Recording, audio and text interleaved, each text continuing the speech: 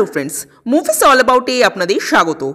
দেব যিশু সেনগুপ্ত অভিনীত খাদানের তৃতীয় গান কিশোরী ড্রপ করা হয়েছে। গানটি গেয়েছেন রথিজিৎ ভট্টাচার্য ও অন্তরা মিত্র, সুরও দিয়েছেন রথিজিৎ। এক কথায় বললে গানটা কিন্তু বেশ ভালো হয়েছে, একেবারে প্রপার রোম্যান্টিক সং যাকে বলে। গানের কথা ও সুর দুটোই যথার্থ হয়েছে। অন্তরা মিত্রের ভয়েসটা এখানে খুব মিষ্টি লেগেছে। এবার যদি গানের দৃশ্যের কথা বলি তো একে তো গানের সিনগুলো দারুণভাবে শ্যুট করা।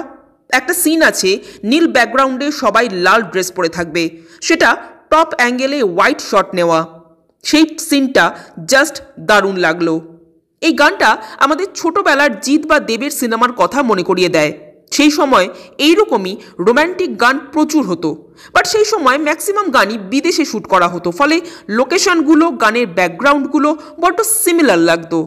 কিন্তু এই গানটায় যেভাবে ব্যাকগ্রাউন্ড সেট করা হয়েছে, যেরকম কালার প্যালেট ইউজ করা হয়েছে, সেটা দারুণ লাগছে দেখতে।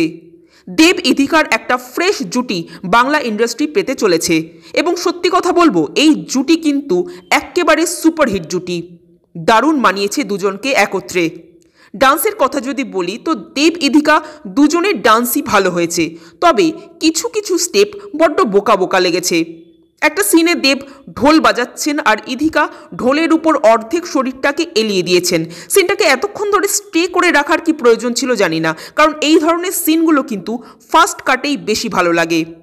আরেকটা সিনে ইথিকা দেবের একদিকের ঘাড়ে মাথা রেখেছেন, দেব ইথিকার মাথাটাকে ধরে আরেক দিকের ঘাড়ে রাখলেন। মানে এটা ঠিক কী ধরনের বোকা বোকা সিন।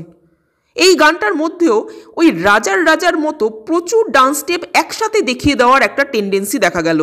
যাই হোক, এইসব ছোটোখাটো ভুলভ্রান্তিগুলোকে বাদ দিলে ওভারঅল এই গানটা কিন্তু আমার বেশ ভালো লাগলো। গানটা শুনতেও যেমন ভালো লাগছে, গানের দৃশ্যগুলোও ঠিক ততটাই ভালো লাগছে।